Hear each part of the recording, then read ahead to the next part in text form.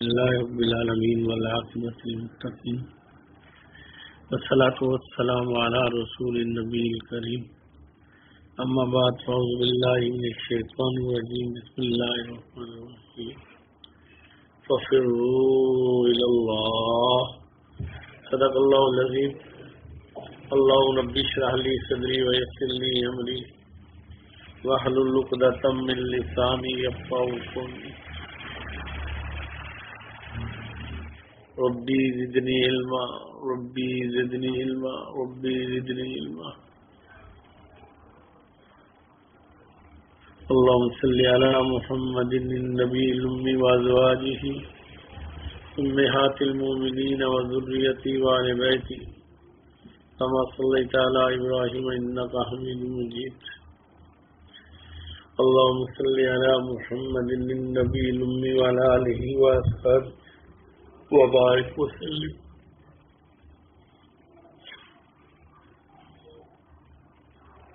دنیا میں انسان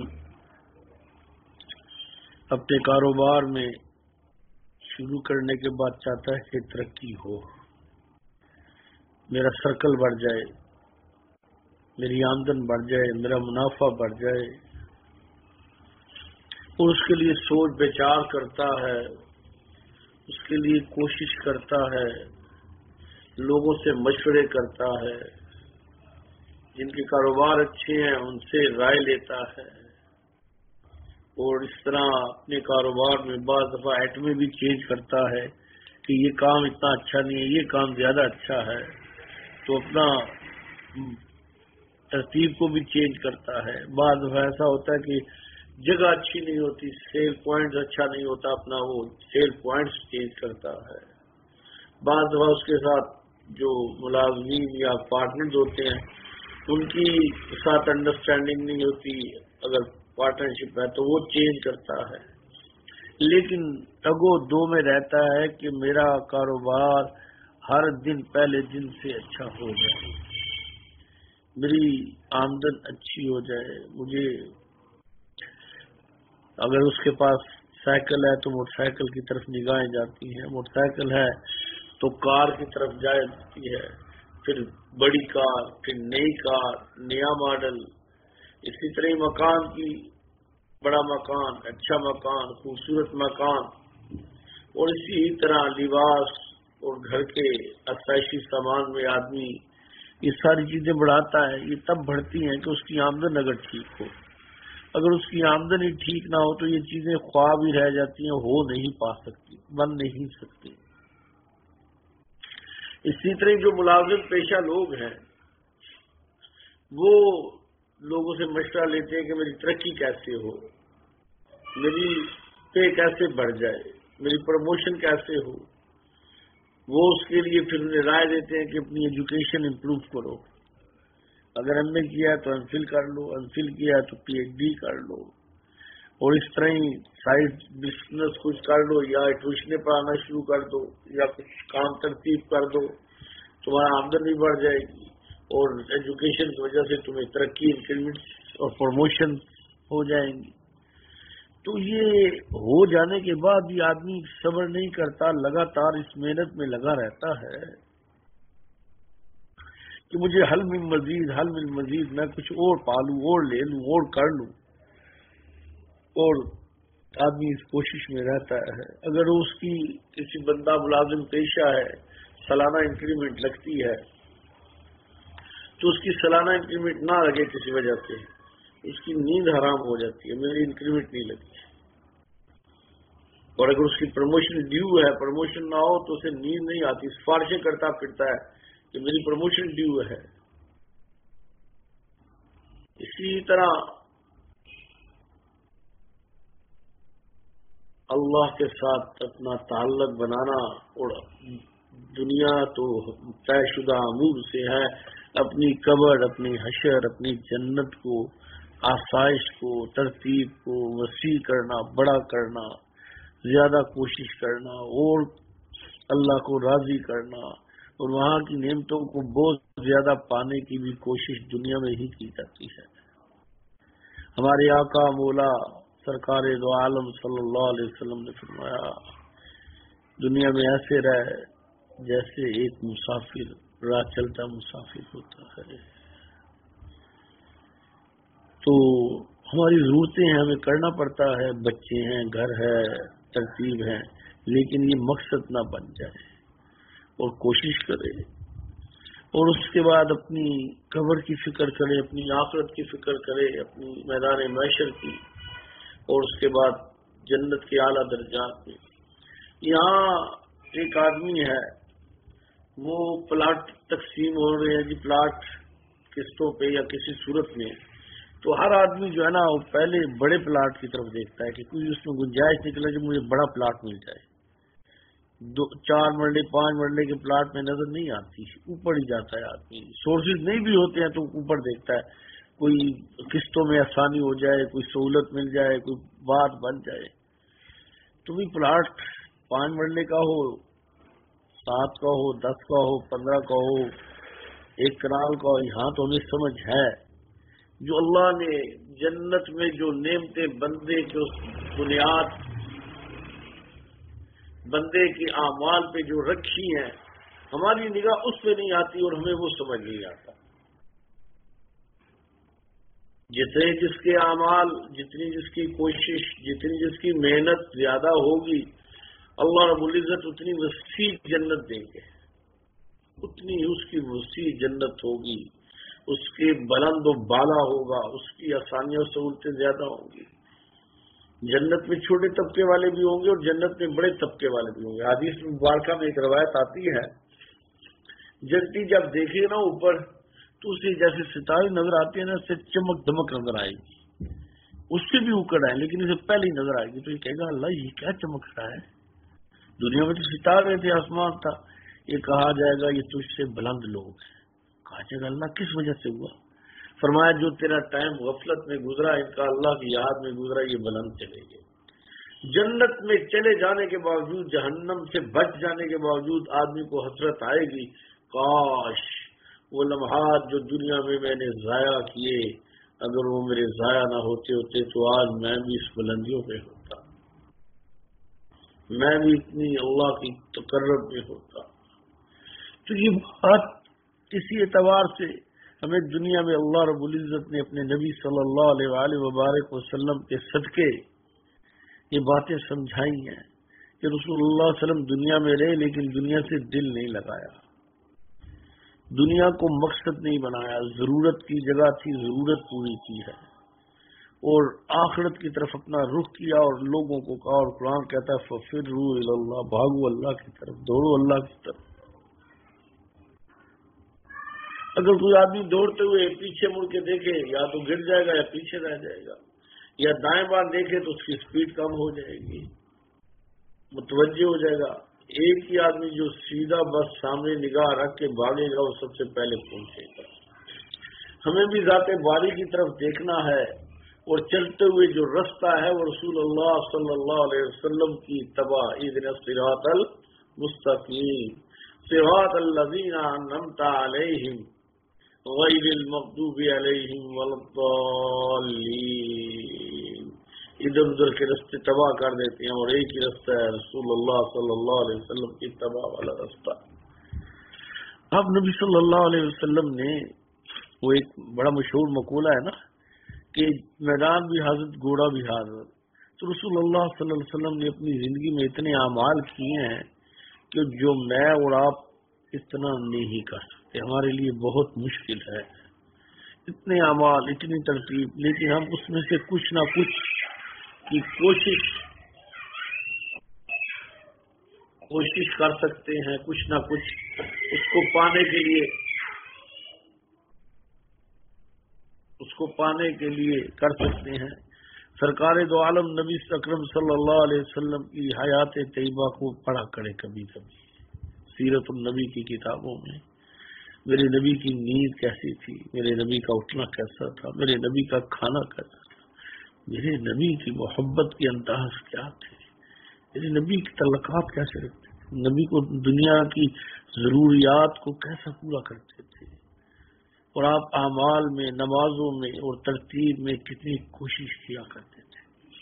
تو یہ سارے اعمال میرے نبی نے چھوڑ دیے کہ چلو ہمت ہے تو بھاگو، اور ہر میرا عمل تمہیں اللہ کے قریب کر دے گا، اور اس کی برکت سے اللہ تمہیں قبر میں، حشر میں اور جنت میں اعلیٰ سے اعلیٰ درجات دے گا۔ لیکن ایک بات یہاں عرض کرتا چلوں، جب دین پہ آدمی چلتا ہے تو دین کی برکت سے جو دنیا اس کے مقدر کی ہے اللہ آسان بنا دیتے ہیں، سہولت والی بنا دیتے ہیں، برکت والی بنا دیتے ہیں۔ اور یہ چیزیں اپنی زندگی میں ہم نے بارہا دیکھی، لوگوں کو پاگلوں کی طرح دنیا کی محنت کرتے دیکھا اور خالی ہاتھ ہی رہتے تھے، اور جو لوگ اپنے نمازیں، اعمال، ذکر، اذکار، ترتیب کو برقرار رکھتے دنیا کرتے تھے، دنیا ان کے قدموں میں آ کے گرتی تھی، مجھے اٹھا دو۔ یہ اللہ بڑی حیا والا ہے، جو اللہ کی طرف رخ کرتا ہے اللہ دنیا اس کے قدموں میں ڈالتا ہے، اور جو اللہ کو چھوڑ کے دنیا کی طرف رخ کرتا ہے اللہ اسے دنیا کے قدموں میں گرا دیتا ہے۔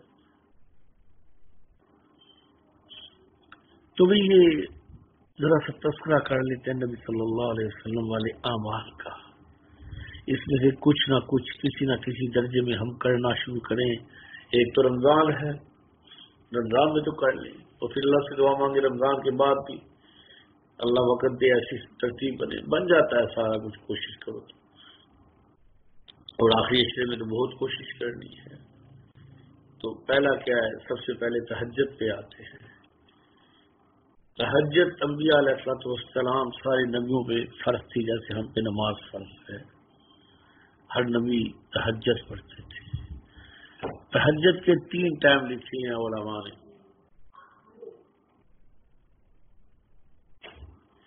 پہلا ٹائم، دوسرا پہر، تیسرا ٹائم۔ جو مسنون ہے، جو افضل ہے وہ تیسرا ہے۔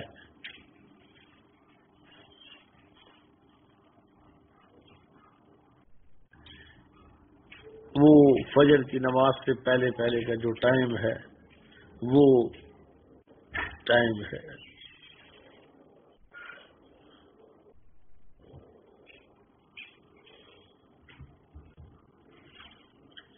حدیث مبارکہ میں آتا ہے نبی صلی اللہ علیہ وسلم بڑا اہتمام فرماتے ہیں، اور اتنے نبی صلی اللہ علیہ وسلم اہتمام کرنے والے تھے۔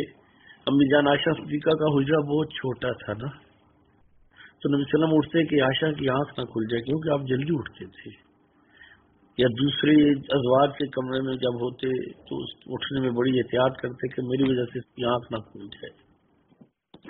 آپ اتنا اہتمام کرتے تھے۔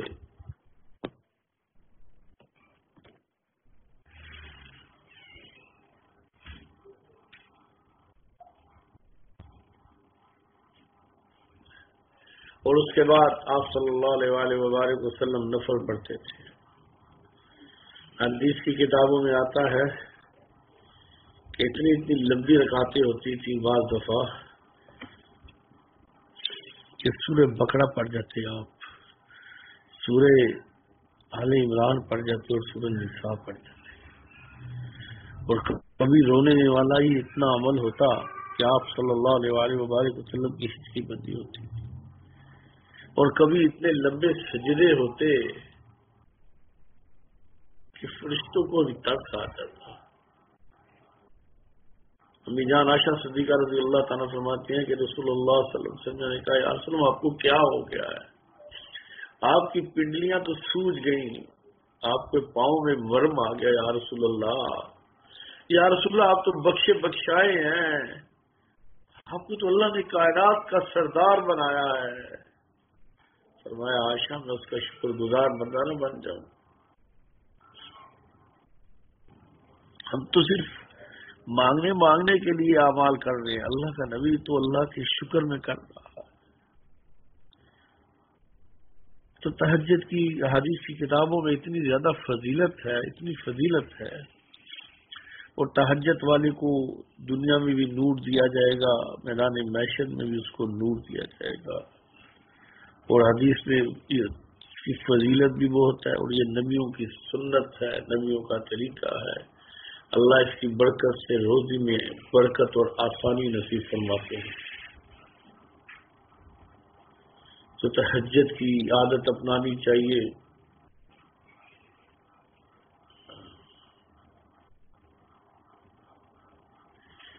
تہجد کے نفل کی تعداد فقہ حنفیہ میں کم سے کم 4 ہے اور زیادہ سے زیادہ 12 ہے۔ رمضان میں جو تراویح کے بعد ہم وتر پڑھ لیتے ہیں تو رسول اللہ صلی اللہ علیہ وسلم عموماً 8 تہجد پڑھتے تھے۔ 12 بھی ثابت ہے آپ سے، 4 بھی ہے، 8 بھی ہے، 10 بھی ثابت ہے، 12 بھی ثابت ہے، لیکن عموماً آپ 8 پڑھتے تھے اور اس کے بعد رات کے جو عشاء کے وتر تھے آپ تہجد میں آخر میں پڑھتے تھے۔ تو اگر آدمی عادت اپنائے اور یہ وتر بھی پڑھ لے اور ترتیب بنا لے تو یہ وہ عمل ہیں جو اللہ کے قرب، اللہ کی محبت، اللہ کی طرف لے کے جانے والے ہیں۔ جیسے میں نے پہلے وضاحت لمبی کر دی ہے کہ ہمیں مقصد کیا ہے، اللہ کا قرب ہے، اس کو پانے کی کوشش ہے۔ اس کے بعد تہجد کی فضیلت بھی بڑی ہے۔ پھر تہجد کے بعد آدمی کے فجر کا وقت ہوتا ہے تو تلاوت قرآن کر سکتا ہے، سورہ یاسین پڑھ سکتا ہے، استغفار کر سکتا ہے، ذکر کر سکتا ہے، اپنی روٹین بنائے۔ ایسا نہیں کبھی یہ کر لیا کبھی دوسرا، ایک ترتیب بنا لے کہ اس ٹائم میں یہ کرنا ہے کہ اس کے پاس کافی وقت ہوتا ہے، پونا گھنٹے کے وقت ہوتا ہے۔ پھر اس کے بعد فجر ہے، فجر کا اہتمام وقت ادا کی بڑی بدنصیبی ہے ان لوگوں کی کہ جن کی فجر نکل جاتی ہے۔ تو فجر کا اہتمام ہے، فجر کی نماز پڑھنے کے بعد اشراق تک اگر اسے اسی جگہ ہی بیٹھ جائے تو ٹھیک ہے، نہیں تو اگر مسجد سے گھر آ گیا تو کوئی حرج نہیں ہے، یا تو آدمی ذکر کر لے، تلاوت کر لے، تسبیحات کر لے، اشراق پڑھ لے۔ 2 اشراق کے نفلوں کا ثواب ایک حج عمرے کے برابر مقبول جو قبول ہو جائے۔ اور پھر اس کے بعد 2 نفل جو پڑھے جاتے ہیں اس میں ہے شام تک اللہ کے ذمہ ہو گیا۔ میری ایک اللہ پاک نے توفیق دی، ایک زمانے سے روٹین میں نے بنائی ہے کہ عموماً نمازوں کے یا نوافل کے اوقات میں 2 نفل شکرانے کے دن میں کئی دفعہ پڑھتا ہوں۔ میں اس لیے پڑھتا ہوں کہ مجھے اپنی اوقات کا اندازہ ہے، نہ مجھے دنیا آتی ہے، نہ مجھے دین آتا ہے، نہ میری صورت ہے، نہ میرا کچھ ہے۔ اس نے دنیا کی کوئی ایسی چیز نہیں جو مجھے نہیں تھی، مجھے تو شرم آتی ہے اگر سارا دن بھی اس کے سامنے سجدہ ریز رہوں شکرانے میں اور میرے سارے بال منہ بن جائیں، مسام منہ بن جائیں تو اس کا شکر ادا نہیں کر سکتے۔ گندی نالیوں میں بیٹھے تھے، کہاں بٹھا دیا۔ یہ اللہ کے احسانات ہیں۔ تو کوشش یہ کریں کہ نوافل کا اہتمام میں شکرانے کے نفل کو ضرور اپنائیں۔ وَإِن شَكَرْتُمْ لَأَزِيدَنَّكُمْ، میرا جتنا شکر کرو گے میں اور دوں گا۔ اور اللہ خوش ہوتے ہیں جب بندہ شکر کرتا ہے کہ یہ اپنے آپ میں نہیں، یہ مجھ پہ کرتا ہے کہ میرے اللہ نے دیا ہے۔ تو بچوں کو سکھائیں، کوئی کام ہو جائے تو کوئی الحمدللہ اللہ نے کیا۔ حدیث میں آتا ہے نبی صلی اللہ علیہ وسلم نے فرمایا الحمدللہ الحمدللہ الحمدللہ رب العالمین، یہ الفاظ حدیث کے ہیں۔ تو اشراق پڑھ کے آرام کر لے آدمی، اور اگر اس کی ترتیب ہے کام کاج پہ جانا ہے تو نکل جائے، جو کی صورت ہے۔ ایک حدیث آتی ہے نبی صلی اللہ علیہ وسلم نے فرمایا کہ میری امت کا رزق اللہ نے صبح کے وقت میں برکت والا رکھا ہے۔ ہمارے یہاں تو بہت دیر سے صبح کے کام کاج شروع ہوتے ہیں، یہی وجہ ہے کہ جن کاموں میں برکت نہیں ہوتی۔ تو اس کے بعد چاشت کے نفل ہوتے ہیں، تو عموماً جو کاروبار کرتے ہیں یا ملازمت ہوتے ہیں وہ تو نہیں کر سکتے، لیکن عورتیں یا ایسے لوگ جنہیں ریٹائر ہو جائیں یا ایسے لوگ جو کاروبار میں دیر سے جاتے ہیں، جیسے شام کی شفٹ ہو تو صبح فارغ ہوتے ہیں، تو چاشت کے نفل ہوتے ہیں۔ یہ سورج نکلنے کے 2 گھنٹے بعد ٹائم شروع ہو جاتا ہے، اور زوال کا جو وقت ہوتا ہے اس سے کوئی آپ 20 منٹ پہلے یا آدھا گھنٹہ پہلے پڑھ لیں۔ بہتر تو یہ ہے کہ اس سے 1 گھنٹہ 1.5 گھنٹہ پہلے پڑھیں، اگر نکل بھی رہے ہیں تو کم از کم آدھا گھنٹہ پہلے پڑھ لیں زوال سے۔ تو ان کی بڑی حدیث میں فضیلت ہے، بہت فضیلت ہے کہ سمندر کے جھاگ کے برابر گناہ بھی ہو تو معاف کر دیے جائیں. اور یہ اس میں بڑی برکت ہے، رزق کی بڑی برکت ہے. حضرت رحمۃ اللہ علیہ سے ایک دفعہ میں نے سنا تھا، حضرت فرماتے تھے کہ پہلی رکعت میں والشمس والضحیٰ، دوسری رکعت میں واللیل اذا سجی، تیسری رکعت میں والضحیٰ، اور چوتھی رکعت میں الم نشرح. تو آپ اس کا چارج کا اہتمام کریں، اور اگر نہیں ہو سکتا تو ایک ترتیب ضرور بنائیں. یہ بڑا وقت ہے فجر اور ظہر کے درمیان. پھر اس کے بعد اپنے کام کاج کر لے، ترتیب بنا لے. اللہ نے سہولت دی ہے جو ترتیب کی، لیکن ایک بات کہ اپنا ٹائم ٹیبل بنا کے قرآن کی تلاوت کا وقت مخصوص کرے، درود شریف کا مخصوص کرے، یا ہر نماز کے بعد اس کی ترتیب کر لے. اسی طرح ہی استغفار صبح شام کی روٹین بنائیں. پھر نوافل دو نوافل ہوتے ہیں ظہر کی نماز کے بعد. اکثر لوگ تو پڑھتے ہی نہیں ہیں، نہ پڑھو گناہ تو نہیں، لیکن پڑھ لینے چاہیے. اور ایک یاد رکھیں، جن کی قضا نمازیں ہیں وہ نوافل کی بجائے قضا نمازیں ادا کریں، ان کو نوافل کا بھی ثواب ہوگا اور قضا نمازیں بھی ادا ہو جائیں گی. اس کے بعد اثر کی سنتوں کا اگر اہتمام ہو سکے تو بہت اچھا ہے، بڑی برکت والی ہے. لیکن غیر موقع کہہ کے بعد لوگ ٹھکرا دیتے ہیں، یہ جائز نہیں. نہ پڑھے گناہ گار نہیں ہے، لیکن توہین نہ کرے. پھر مغرب کی نماز ہے. مغرب کی نماز کے بعد اوابین کے نفل ہوتے ہیں. تو روایتیں مختلف ہیں، یہ 6 سے لے کے 20 رکعت تک ہوتے ہیں. 6 رکعتوں سے 20 رکعت تک ہوتے ہیں. تو کم از کم آدمی 6 پڑھ لے، 12 سال کی عبادت کے برابر ثواب ہے، بڑی فضیلت ہے. تو 2 نفل وہ ہوتے ہیں جو آخر کے وہ بھی شامل ہو گئے. اس کے بعد 4 اور پڑھ لیں. بعض لوگ جو 2 سنتے ہیں وہی شامل کر لیتے ہیں. اگر 6 پڑھ لی جائے تو کوئی حرج تو نہیں ہے، 2 نفل ہی ہیں. اور اس میں پھر میں عرض کروں گا کہ صبح بھی اور شام میں شکرانے کے 2 نفل کی عادت ڈالیں، چاہے عشاء کے بعد پڑھیں یا مغرب کے بعد. اور اس کے بعد رات عشاء کی نماز آ گئی تو اس کی سنتے بھی اثر کی سنتوں کی طرح غیر موقع ہے، بڑی فضیلت ہے. لوگوں نے تو 4 فرض 2 سنت اور 3 وتر 9 رکعتیں بنا لی ہیں عشاء کی. تو ایسا مناسب نہیں ہے. چلو کبھی اگر آدمی نہیں پڑھ سکا تو علیحدہ بات ہے، عادت تو نہ بنے. اور اگر اللہ تہجد کی توفیق دے تو وتر تہجد کی نماز کے بعد جیسے پہلے وضاحت کر دی ہے پڑھنا سنت ہے نبی صلی اللہ علیہ وسلم. اس طرح یہ میں نے نمازوں کی ترتیب.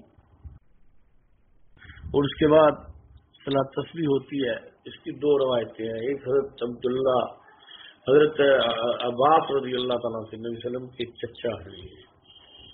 تو دوسرے حضرت عبداللہ بن مسعود رضی اللہ تعالیٰ جو بہت فقیہ صحابہ تھے کہ اگر ہو سکے، آپ نے فرمایا چچا اگر ہو سکے تو روز پڑھ، روز نہ پڑھ سکے ہفتے بعد نہ پڑھ سکے مہینے میں 1 دفعہ، مہینے میں 1 دفعہ نہ پڑھ سکے سال میں، اور سال میں بھی 1 دفعہ نہ پڑھ سکے تو زندگی میں 1 دفعہ. اس سے اگلے پچھلے چھوٹے بڑے زہر خوشی کا گناہ معاف ہو. صحابہ میں بھی اس کا اہتمام تھا. الحمدللہ 14 سال میں امت کے اندر اس کا اہتمام ہے. لیکن ایک بات رکھیے یاد کہ نفلوں کی نماز کی جماعت نہیں ہوتی، چاہے مرد ہوں چاہے عورتیں ہوں. نوافل انفرادی ہی پڑھے جاتے ہیں. تو صلاۃ تسبیح کے 2 طریقے ہیں، وہ سیکھ سکتا ہے آدمی، اور دونوں ٹھیک ہیں.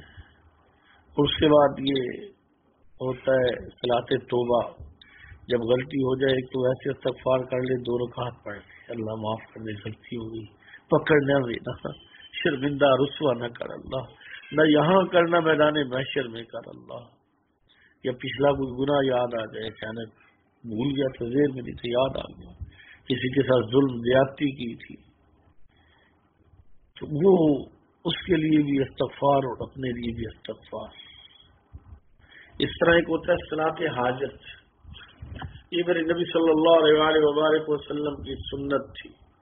آپ کے دل میں جو کسی چیز کی خواہش ہوتی تو آپ 2 رکعت پڑھ کے اللہ سے مدد مانگتے تھے، صلاۃ حاجت کہتے ہیں. اور اس کی بڑی برکت ہوتی ہے. میں نے یہ دیکھا یہ 2 نفل زندگی کے رخ کو بدل دیتے ہیں. الحمدللہ میں نے بچوں کو چھوٹے بچوں کو بھی کہتا ہوں کہ نفل پڑھا کرو اور الحمدللہ اس کی برکتیں دیکھی ہیں. اور میرے نبی کی سنت تھی جب گھر سے آپ جاتے کسی دوسرے شہر دوسرے ملک تو 2 نفل پڑھ کے جاتے. فرماتے سب سے بہتر چیز جو گھر میں چھوڑ کے جا رہا ہے یہ 2 نفل ہے. کوئی کاروبار کرنا ہے کوئی کچھ اور چیز ہے یا کچھ کس جگہ کوئی بات کرنی ہے تو صلاۃ حاجت پڑھ کے ترتیب کریں. اور اس کے بعد ہوتا ہے نماز استخارہ. حضرت عبداللہ بن مسعود رضی اللہ تعالیٰ عنہ سے روایت ہے کہ فرمایا کہ نبی صلی اللہ علیہ وسلم نے فرمایا جس نے استخارہ کیا اور مشورہ لیا تو اسے نقصان نہیں ہوگا.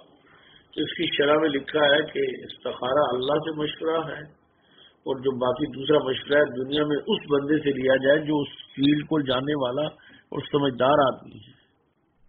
ایسے اوچ پچوچ سے مشورہ نہ لیا جائے.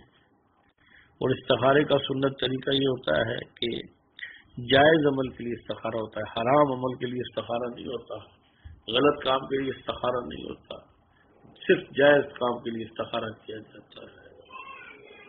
تو 2 رکعت استخارے کی نماز ہے. پہلی رکعت میں قل یا ایھا الکافرون, دوسری میں قل ھو اللہ. پھر اس کے بعد استخارے کی دعا ہے, زبانی نہیں آتی تو ایسے ہاتھ میں اٹھا کے دیکھ کے پڑھتے رہیں. اس میں 2 جگہ جو امر کا لفظ ہے اس کے ساتھ آپ اپنے دل کی جو نیت ہے اس کو حاضر کر کے کہ اللہ اس کام کے لیے کر رہا ہوں.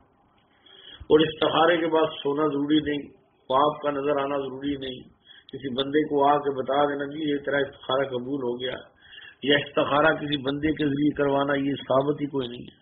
بعض لوگوں نے تو کاروبار بنایا, استخارے ہاؤس بنائے ہوئے ہیں اور لوگوں سے پیسے لے لے کے استخارہ کرتے ہیں, اور بعض لوگ ایسے اور دھندے استعمال کر رہے ہیں. یہ سب خلاف سنت ہے. میرے نبی نے استخارہ کرنے کا حکم دیا, کرانے کا حکم نہیں دیا. پیٹ میں درد آپ کی ہے, دوائی دوسرا بندہ کھائے تو کیسے ٹھیک ہوگا آپ کا درد؟ مشکل میں آپ ہیں, مشورہ آپ نے دینا ہے, تو بندہ دوسرا آگے کر سکتے ہیں, جا تو چلا جا. تو استخارے کی جو طریقہ ہے اس میں زیادہ سے زیادہ 3 دفعہ کر سکتے ہیں بس. اور استخارے کا فائدہ یہ ہوتا ہے کہ جو بہتر ترتیب ہوتی ہے اللہ بنا دیتے ہیں اور شر سے اللہ بچا دیتے ہیں. ضروری نہیں کہ آپ کے دل میں آئے, ضروری نہیں کہ آپ کو نظر بھی آئے, بس اللہ دل کا ایک رخ بنا دیتے ہیں اور حالات بن جاتے ہیں اس کی برکت سے. اور ساتھ مشورہ لینا ہوتا ہے ایسے بندے سے جو سمجھدار ہے, یہ نہیں کہ وہ زیادہ باتیں کرنا جانتا ہے, سمجھدار ہو, صحیح مشورہ دینے والا اور ایماندار ہو, نیک ہو, دیندار ہو.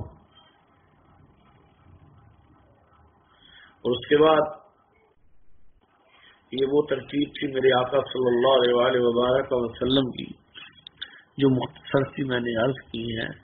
اب یہ وہ عمل ہے جو اللہ کے قرب کا ذریعہ بنے گی اور کل میدان محشر میں بلندیوں کا ذریعہ بنے گی.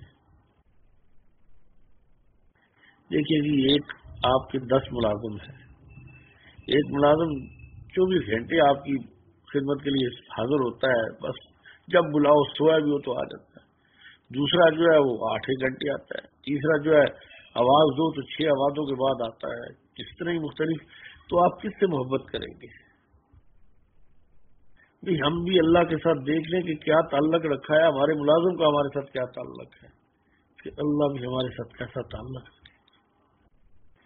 جو دنیا میں آج کوشش کرے گا قرب باری کی, جنت الفردوس میں اللہ اسے اپنے قریب کرے گا.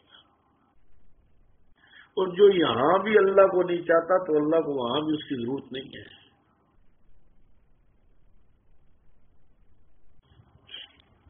اور اگلی اور آخری گزارش کہ اپنے وقت کو قیمتی بنائیں.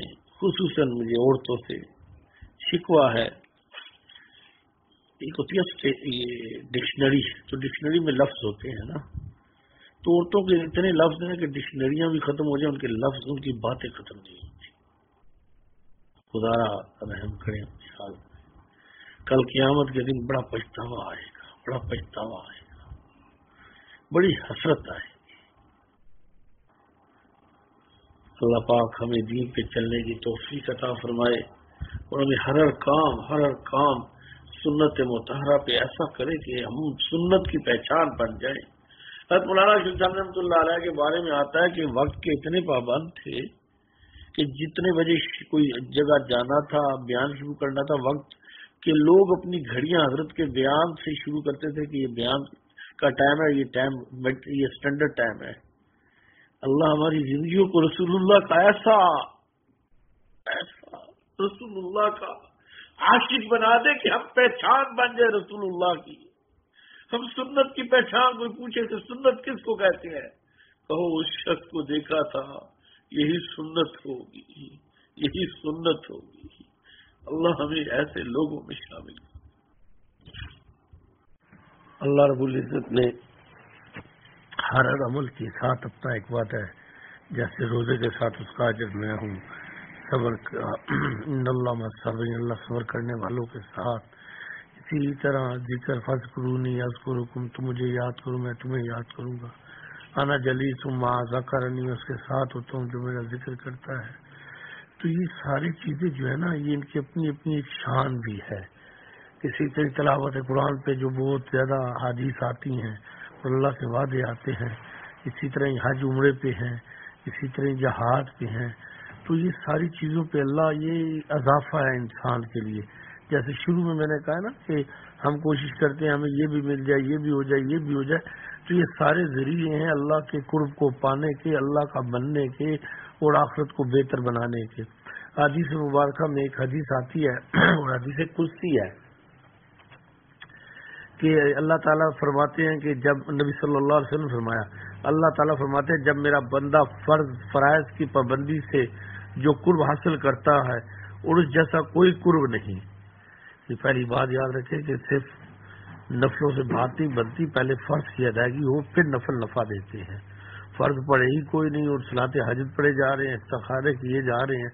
وہی بات یہ پہلے جو ہم پہ فرض ہے ہم اس کو ادا کریں پوری طرح، پھر دوسری چیزوں کے ہمیں نفل کے نا ہمیں اس کے ثمرات ملیں گے. کام تو ہو جائے گا، وہ یعنی قبول اللہ کر لے گا، لیکن بات وہ نہیں بنتی جو ہونی چاہیے. پہلے فرض کی ادائیگی، روزہ جس پہ حج فرض ہے، اس طرح روزہ سب پہ فرض ہے، نمازیں ہیں، اعمال ترتیب. اس کے بعد نوافل جو ہے نا، یہ ایک نور علی نور ہے، ایک اضافہ ہے، ایک اور زیادہ اللہ کی طرف سے دعوت ہے، آؤ میری قرب میں آؤ. تو فرمایا کہ میرا بندہ جب فرائض کی پابندی سے جو قرب حاصل کرتا اور جیسا کوئی قرب نہیں، پھر میرا بندہ نوافل کے ذریعے میرا قرب حاصل کرنے میں کوشاں رہتا ہے، حتیٰ کہ میں اس سے محبت کرنے لگتا ہوں، اور جب میں اسے پسند کر لیتا ہوں تو میں اس کے کان بن جاتا ہوں جن سے وہ سنتا ہے، میں اس کی آنکھ بن جاتا ہوں جس سے وہ دیکھتا ہے. اب آپ اندازہ لگائیں کہ کتنی بڑی شہادت ہے، کتنی بڑی شہادت ہے ان نوافل کی. اور ہم نوافل میسج پہ بیٹھے ہوتے ہیں، پتہ ہی نہیں ہوتا کہ کتنا وقت ضائع ہو گیا ہے. اور دوسری چیزیں لوڈو کھیلے، کیرم بورڈ کھیلے، اور کتنے بازاروں میں گشت کیے جاتے، ایسے پھیرے جاتے ہیں اور گردی کی جوش میں. تو جو وقت ہے اس کو کچھ نوافل میں، کچھ تسبیحات میں، کوئی تلاوت میں، کوئی درود شریف میں، کوئی ذکر میں، کوئی دعوت میں، اللہ کے ساتھ باتوں میں، ترتیب میں بنائے. اللہ دنیا بھی حسن بنا دے گا اور اللہ موت بھی حسین بنا دے گا اور اللہ قبر کو بھی حسین بنا دے گا. اور میدان محشر میں تو اللہ اپنی انتہا، اپنی رحمتوں کی انتہا کر دے گا. اور انشاءاللہ جنت میں جو اللہ کے وعدے ہیں وہ سارے ہم سب کو نصیب ہوں گے انشاءاللہ.